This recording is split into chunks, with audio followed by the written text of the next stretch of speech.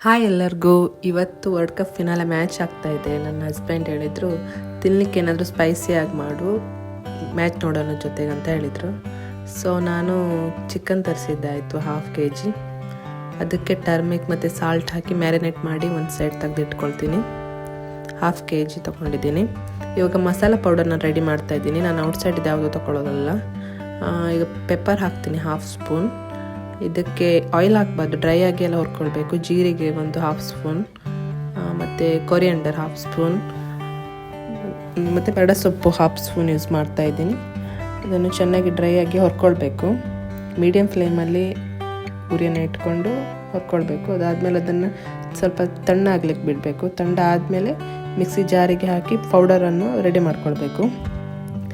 ಅದಾದಮೇಲೆ ಇವಾಗ ನಾನು ಒಂದು ಆಯಿಲ್ ಹಾಕಿ ಅದಾದಮೇಲೆ ಗಾರ್ಲಿಕ್ ಯೂಸ್ ಮಾಡ್ತಾ ಇದ್ದೀನಿ. ಸಿಪ್ಪೆ ಇದ್ರೂ ಕೂಡ ಓಕೆ. ಬೇವಿನ ಸೊಪ್ಪು ಹಾಕ್ತಾ ಇದ್ದೀನಿ.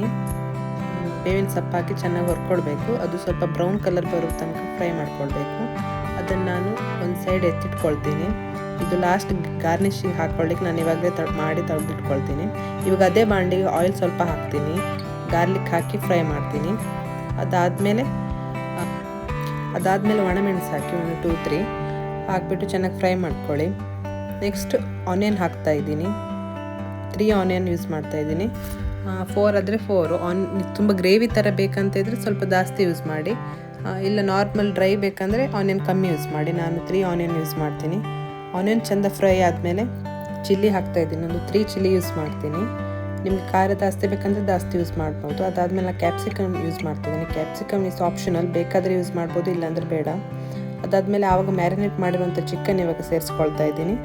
ಚಿಕನ್ ಸೇರಿಸ್ಬಿಟ್ಟು ಚೆನ್ನಾಗಿ ಮಿಕ್ಸ್ ಆದಮೇಲೆ 2 ಸ್ಪೂನ್ ಸಾಲ್ಟ್ ಯೂಸ್ ಮಾಡ್ತಾಯಿದ್ದೀನಿ. ಸಾಲ್ಟ್ ಹಾಕಿ ಆದಮೇಲೆ ನಿಮಗೆ ಗ್ರೇವಿ ಥರ ಬೇಕಂತಿದ್ರೆ ಸ್ವಲ್ಪ ವಾಟರನ್ನು ಮಿಕ್ಸ್ ಮಾಡಿ ಬೇಯಲಿಕ್ಕೆ ಬಿಡಿ ಒಂದು 10 ಮಿನಿಟ್ಸ್. ಅದಾದಮೇಲೆ ಇವಾಗ ನಾನು ಓಪನ್ ಮಾಡ್ತೀನಿ. ಆವಾಗ ರೆಡಿ ಮಾಡ್ಕೊಂಡಿರುವಂಥ ಪೌಡರನ್ನು ನಾನು ಇವಾಗ ಯೂಸ್ ಮಾಡ್ತಾಯಿದ್ದೀನಿ. ಇವಾಗ ಹಾಕ್ತಾಯಿದ್ದೀನಿ.